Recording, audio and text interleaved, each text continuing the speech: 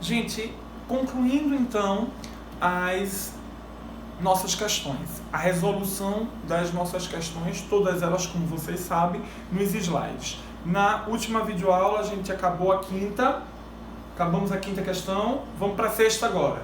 Segundo a doutrina dominante e o Código Penal, o juiz, ao aplicar a pena, deve: letra A, aplicar pena inferior ao mínimo legal se houver circunstância atenuante.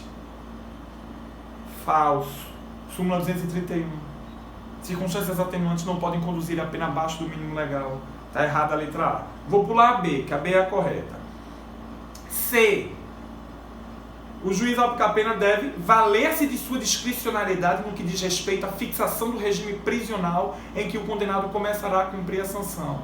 É errado. Não é discricionário do juiz, não. Artigo 33. A gente tem que seguir as regras. Quando a pena é superior a 8 anos, regime fechado. Quando a pena é superior a 4 e até 8, não excede a 8, e o réu é primário, regime semiaberto.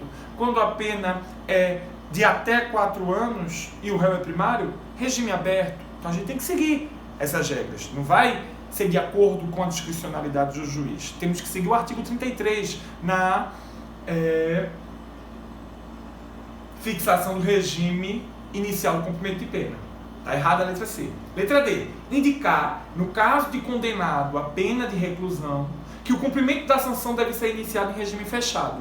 Não necessariamente. Só deve ser iniciado em regime fechado se o réu foi condenado a uma pena superior a 8 anos. Ou então se a pena é menor do que 8 e o réu é reincidente, ou as circunstâncias judiciais são desfavoráveis. Mas não necessariamente a pena de reclusão conduz o réu à obrigatoriedade de iniciar o seu cumprimento de pena no regime fechado.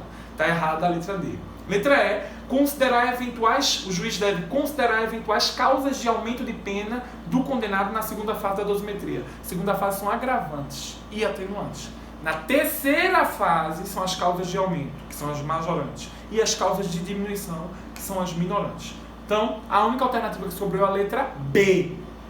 O juiz deve, ao aplicar a pena, agravar a sanção a ser aplicada a quem tiver coagido outrem a praticar o crime, no caso do concurso de pessoas. Vá lá no artigo 62, abre o artigo 62 do Código Penal, que a gente só comentou do 61. Eu falo sobre esse 62 quando estou dando concurso de pessoas, que é o nosso próximo assunto. Olha o que diz o artigo 62. A pena será ainda agravada em relação ao agente que, inciso 2º, coage ou induz outrem à execução material do crime. Então, é um agravante a coação de alguém para a prática do crime. Está perfeita a letra B, portanto, letra de lei, artigo 62, inciso 2º. Letra B de bola é a resposta. Sétima questão. Não ofenderá o princípio da legalidade. Questão de certo ou errado. A primeira foi de múltipla escolha, questão do Tribunal de Justiça da Paraíba, da prova do juiz. Essa segunda é uma questão do TRF nosso, da 5ª região, prova do juiz também. Não ofenderá o princípio da legalidade o juiz que, ao prolatar sentença condenatória, reconhecer de ofício, em favor do réu, atenuantes que não estejam previstas em lei, nem foram alegadas pelas partes. Correto. Perfeito. O que é isso? São as chamadas atenuantes inominadas. Onde é que elas estão? No artigo 66 do Código Penal. Abra aí o artigo 66. A pena poderá ser ainda atenuada em razão de circunstância relevante anterior ou posterior ao crime, embora não prevista expressamente em lei. Perfeito. Atenuante inominada, o juiz pode reconhecê-las de ofício. Exemplo é a confissão que não seja propriamente espontânea, ou a culpabilidade de que a gente conversou, mas que normalmente a jurisprudência não costuma aceitar. Mas são atenuantes inominadas sobre aquelas que não estão no rol meramente exemplificativo do artigo 65 do Código Penal. Elas cabem nessa definição do 66, as atenuantes inominadas. Vamos para a nossa última questão. Essa questão é bem sofisticada, é uma questão comprida. Certamente vocês, se tentaram fazer, tiveram alguma dificuldade. Ou não, né? Mas vamos fazer ela junto aqui agora. Bora ler e responder essa última questão aqui agora.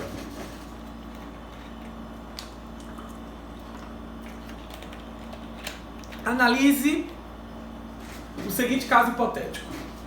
José, pai de Madalena, tenta assassinar Lúcio, obrigando-o a beber uma dose letal da substância X. Lúcio sabia se tratar de veneno, mas não teve escolha diante da arma de fogo que José, tomado por indisfarçável sentimento colérico, lhe apontava. O inconsolável pai de Madalena estava, em verdade, vingando uma violência sexual que a filha sofrera no mês anterior. É que Lúcio era apaixonado pela garota e acabou por violentá-la após as suas seguidas negativas em com ele manter relações sexuais. Felizmente, Lúcio acabou sendo levado ao hospital por amigos que o encontraram desacordado em casa. A equipe médica conseguiu reanimá-lo e administrou o antídoto ao veneno, bem como excepcional tratamento curativo, de modo que Lúcio recuperou-se rapidamente, não ficando com nenhuma sequela.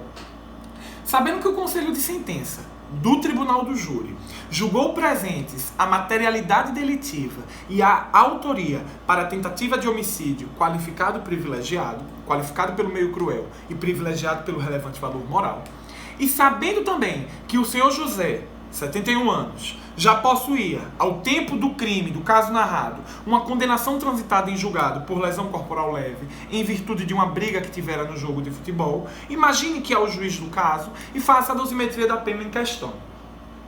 Repare só, gente, tem muitas informações aqui, tem muita coisa que vocês não estudaram, porque homicídio é assunto de penal 3, mas olha como dá para fazer essa questão, apesar dela ser difícil. Primeiro, o que foi que seu José praticou, o pai de Madalena? Tentativa, porque Lúcio ficou vivo. Lúcio ficou vivo, teve um tratamento ótimo, ficou inclusive sem sequela nenhuma. Vivo, lépido e fragueiro.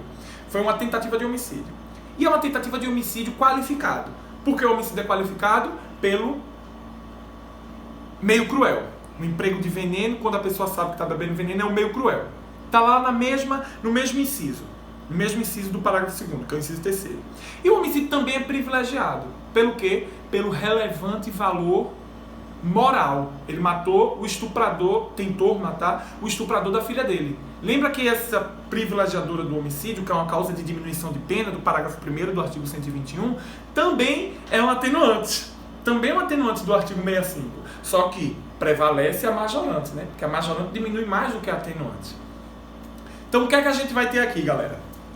Tentativa de homicídio qualificado privilegiado. A tentativa está lá no artigo 14, parágrafo único do Código Penal, reduz a pena de 1/3 a 2/3. A redução será tanto maior quanto mais distante tiver o agente de alcançar o resultado pretendido. O resultado pretendido era matar. Ele ficou muito distante de alcançar, na minha concepção aqui, pelo que tem na questão, porque Lúcio ficou bonzinho, sem nenhuma sequela. O tratamento curativo foi perfeito. Então, ele ficou muito longe de morrer aqui, digamos. Então, a gente está autorizado a fazer uma diminuição máxima de 2/3 pela tentativa. Minorante, causa de diminuição de pena, que está lá na parte geral.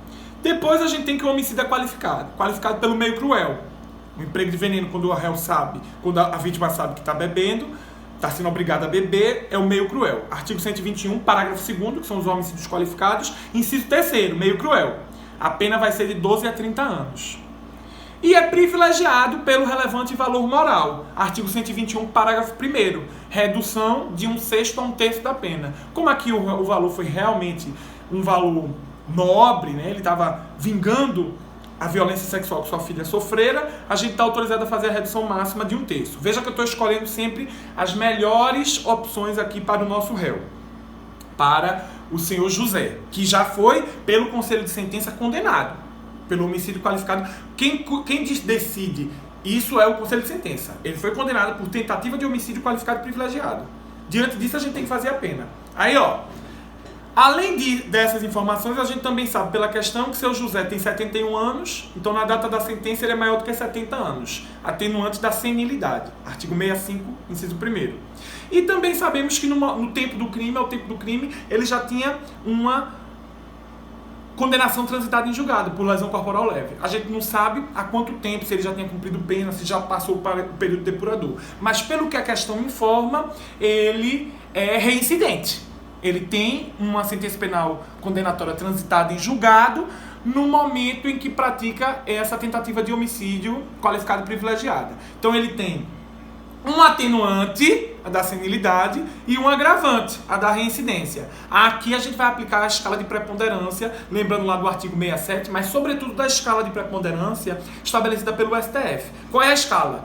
Primeira coisa, mais importante de todas, a atenuante da senilidade ou da menoridade relativa. Seria o agente maior do que 70 na data do fato, seria o agente menor do que 21 na data do fato, menoridade relativa, ou maior do que 70 na data da sentença. Ele é maior do que 70 agora, na data da sentença. Então essa é a que prevalece. Depois disso é reincidência, depois circunstâncias subjetivas ligadas ao motivo do crime, depois circunstâncias objetivas ligadas ao modo de execução. Aqui, a que prevalece é a senilidade. Então aqui vai prevalecer a atenuante, a diminuição da pena e não a agravante. Bora? Primeira fase, fixação da pena base. Não é homicídio qualificado, a pena é de 12 a 30 anos. Pena mínima de 12 anos. Tem alguma circunstância judicial desfavorável a ser considerada? Pela questão nenhuma. Então a pena base fica no mínimo legal de 12 anos. Pena intermediária. Pena intermediária.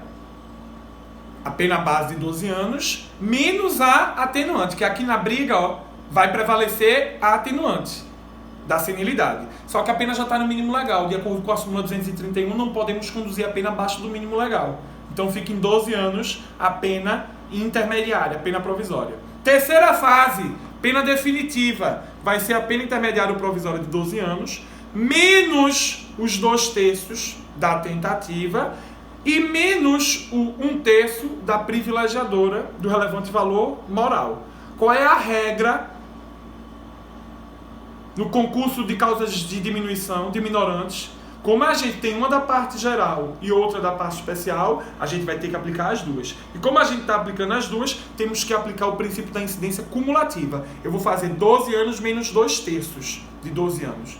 Quantos são 2/3 de 12 anos? 1/3 é 4, né? 4 vezes 3 é 12, 2/3 são 8. Então 12 anos menos 2/3, resultado 4 anos. Resultado 4 anos. 12 anos menos 2/3, resultado 4 anos. Esse resultado de 4 anos, agora eu vou tirar 1/3 dele. 4 anos, ó, já estou melhorando aqui para a gente fazer divisível por 3. 4 anos é a mesma coisa que 3 anos e 12 meses. 1/3 de 3 anos é 1 ano, 1/3 de 12 meses é 4 anos. Então 1/3 de 4 anos é 1 ano e 4 meses. Quanto vai dar a pena dele? A pena dele vai dar definitiva. 3 menos 1, 2. 12 menos 4, 8. 2 anos e 8 meses. Olha que pena pequenininha. 2 anos e 8 meses vai ser a pena de seu José. Em que regime? Pensaram que era aberto, né? Não pode ser em regime aberto porque ele é reincidente. Aqui vai ser, de acordo com a súmula 269 do STJ, regime semi-aberto. Semi-aberto para ele. Porque ele é réu reincidente. Embora a pena seja menor do que 4 anos, como ele é réu reincidente, a gente vai ter que estabelecer o regime inicial do cumprimento de pena, o semi-aberto. Mas está vendo como a presença de muitas causas de diminuição, de muitas minorantes, pode conduzir a pena abaixo do mínimo legal? Legal essa questão para a gente perceber isso. Estão vendo como na prática as coisas vão ficando mais claras na dosimetria? E lembrando, isso daqui não é uma questão fácil. Daqui é uma sentença sofisticada. Vocês são estudantes apenas do segundo período. Mas eu estou absolutamente convencido de que vocês são capazes de calcular essa dosimetria. Com isso, pessoal, nós acabamos a nossa videoaula e acabamos a resolução das nossas questões. No nosso próximo encontro, a gente pode eventualmente já começar até o nosso próximo assunto, a depender do nosso diálogo aqui, o meu com vocês, a respeito de dúvidas sobre a resolução dessas questões aqui. Então, um grande abraço, pessoal, e até a próxima!